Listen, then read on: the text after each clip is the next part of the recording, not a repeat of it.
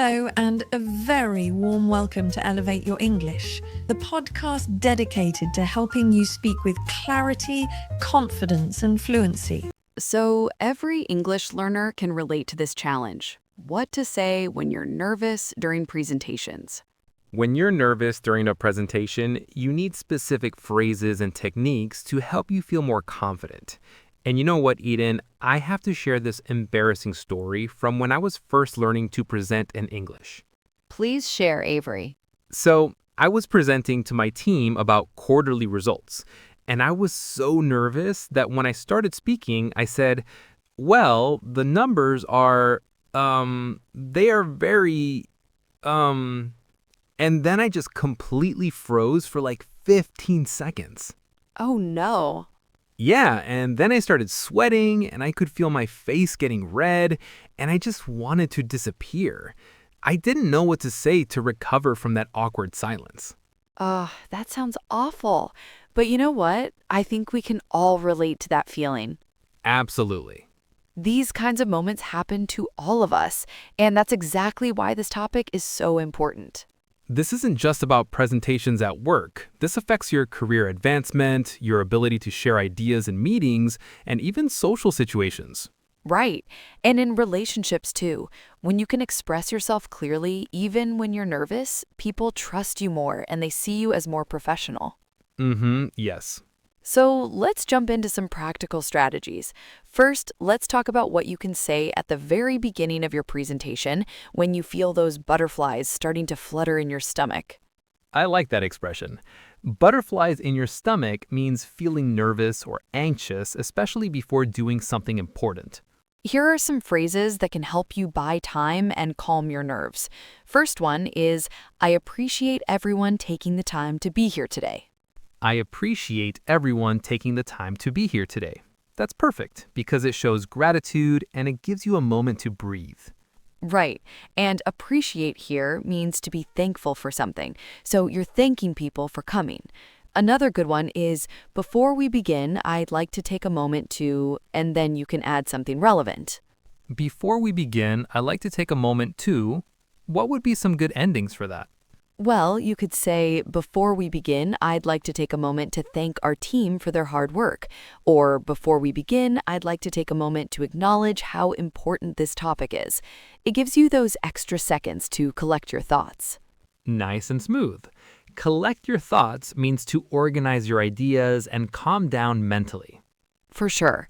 Now, here's a really useful one for when you need even more time. I'm excited to share some insights with you today about, and then state your topic.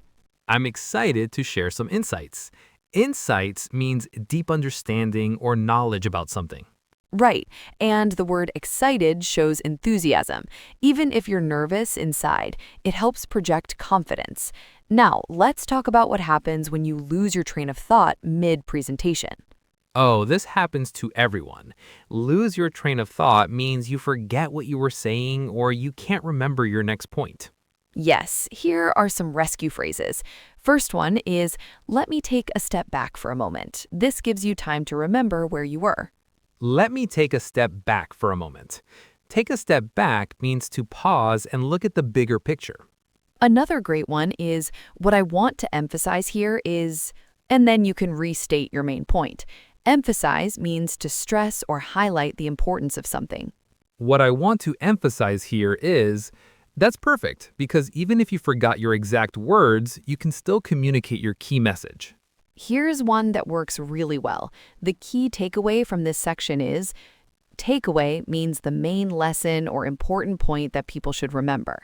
The key takeaway from this section is, I love that phrase. It sounds professional and it helps you refocus. That's right. Let's address another common situation. What do you do when you make a mistake and you feel your face getting hot and you know everyone noticed? Oh, this is important because our instinct is often to pretend nothing happened or to get really flustered. Right. Flustered means confused and nervous. But actually, acknowledging the mistake can work in your favor. You can say, let me correct that, or let me rephrase that. Let me rephrase that.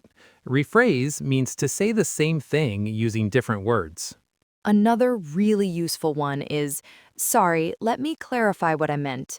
Clarify means to make something clearer and easier to understand. This shows you're thoughtful and want to communicate well. Sometimes a little humor can help. You could say, well, that came out wrong. Let me try that again. That came out wrong. Perfect. That phrase means what I just said didn't sound right or wasn't what I intended. Humor can really diffuse tension. Diffuse tension means to reduce stress or awkwardness in a situation. Now let's talk about connecting with your audience when you're feeling nervous. This is really important because when we're nervous, we tend to focus inward on our own anxiety instead of connecting with the people listening. Of course not. So here are some phrases that help you connect. You can say, I imagine many of you have experienced this, or I know this might sound familiar. These phrases create common ground. Common ground means shared experiences or understanding between people. Right. And another great one is show of hands. Who here has ever... This gets people involved and takes some pressure off you. For example, show of hands. Who here has ever felt nervous before a big presentation? Show of hands means asking people to raise their hands to show agreement. That's brilliant, because suddenly you're not alone up there. Everyone is participating. That's great, Avery. You can also use phrases like, I'm curious to know what you think about this, or I'd love to hear your thoughts on. These make the presentation feel more like a conversation. More like a conversation, yes, because conversations feel natural and less formal than presentations. Here's some physical techniques that can help with the nervousness, because sometimes it's not just about what you say, but also how you manage the physical symptoms. You know, the racing heart, the sweaty palms, the shaky voice. Yeah, racing heart means your heart beats very fast, usually because you're nervous or excited.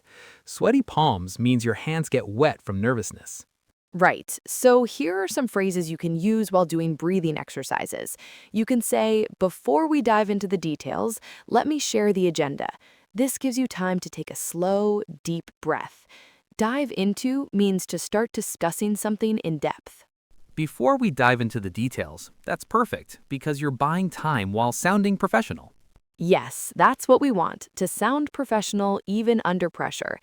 Another technique is to use longer phrases that naturally slow you down.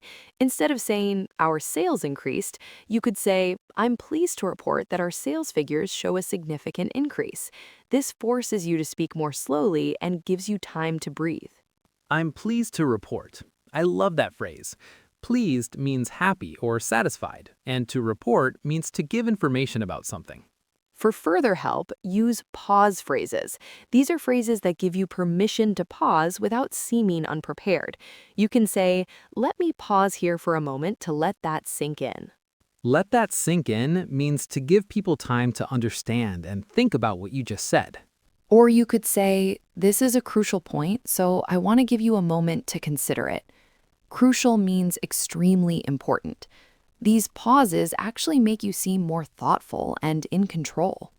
So let's move on to body language and nonverbal communication when you're nervous, because sometimes what you don't say speaks louder than what you do say. Oh yes, Eden, body language is huge. I mean, you could say all the right words, but if you're hunched over, avoiding eye contact, and fidgeting with your hands, the audience will pick up on your nervousness immediately. Hunched over means slouching or bending forward with poor posture, and fidgeting means making small nervous movements. So let's talk about confident body language that you can use even when you feel nervous inside. First, posture. Even if your heart is racing, you can still stand tall with your shoulders back. If you're stuck behind the podium and feeling trapped, you can use small movements. Shift your weight from one foot to the other, or if you have space, take a step to the side when transitioning between points. A podium is that stand or platform where you place your notes, and movement really does help. When you feel like your nervous energy is building up inside, those small movements can release some of that tension. It's like giving your anxiety a physical outlet. Physical outlet means a way to release energy through movement. Now, I want to talk about preparation strategies, because the more prepared you feel, the less nervous you'll be. And I'm not just talking about knowing your content, I'm talking about mental preparation. Mental preparation, yes, like visualizing success instead of imagining everything going wrong. I used to always picture myself forgetting my words or tripping on stage, but now I intentionally visualize the presentation going well. Visualizing success means imagining positive outcomes. That's so important because our brains often default to worst-case scenarios. Another mental technique is positive self-talk.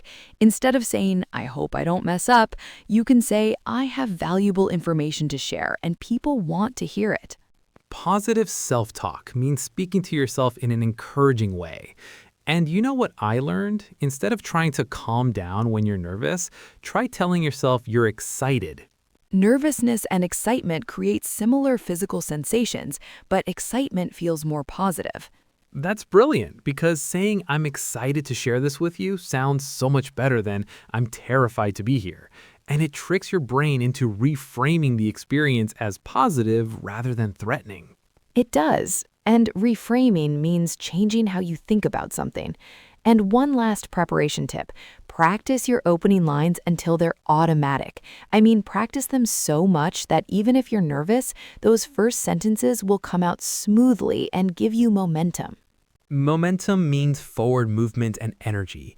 Yes, when you start strong, it builds confidence for the rest of your presentation, like muscle memory for your opening words.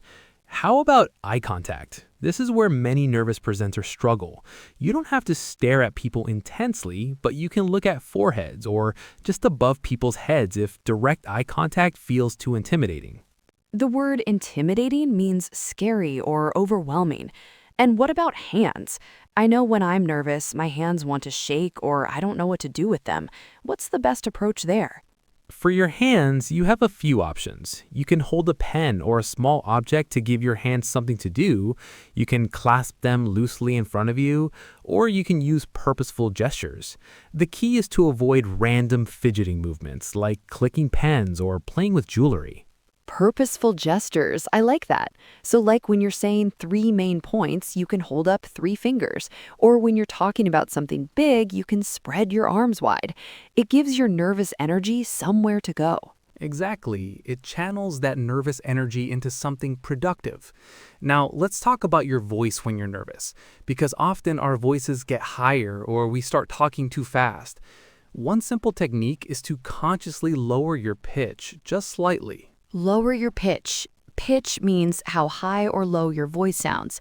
And I remember reading that deeper voices are perceived as more authoritative and calm, even if you're not feeling calm inside. Yes, and authoritative means showing confidence and control.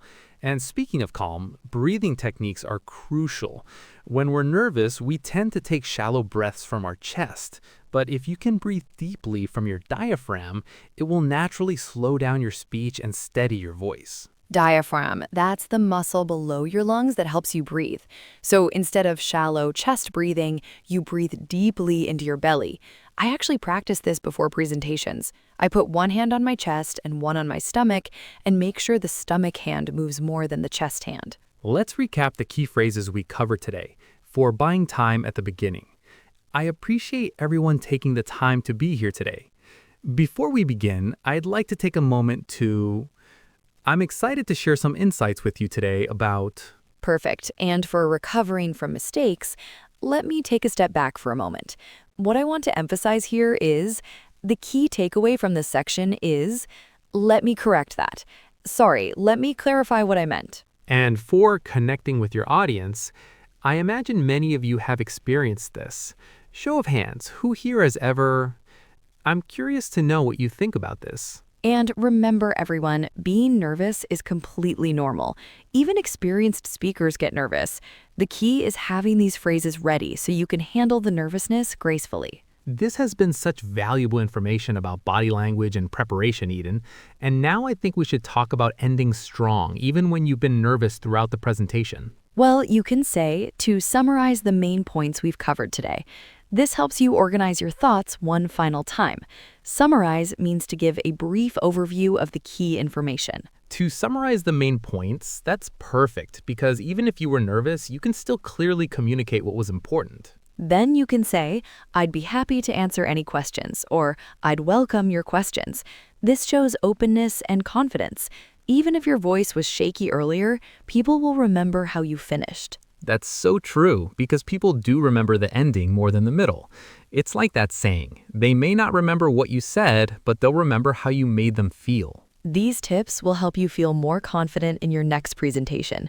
Remember, confidence comes with practice. Practice is key, and your nervousness often shows much less than you think. You're usually your own worst critic. Your own worst critic means you judge yourself more harshly than others do. So be kind to yourself. And thank you so much for listening to today's episode of Elevate Your English. If any of these tips were helpful to you, please share them in the comments and subscribe so you don't miss episodes like this.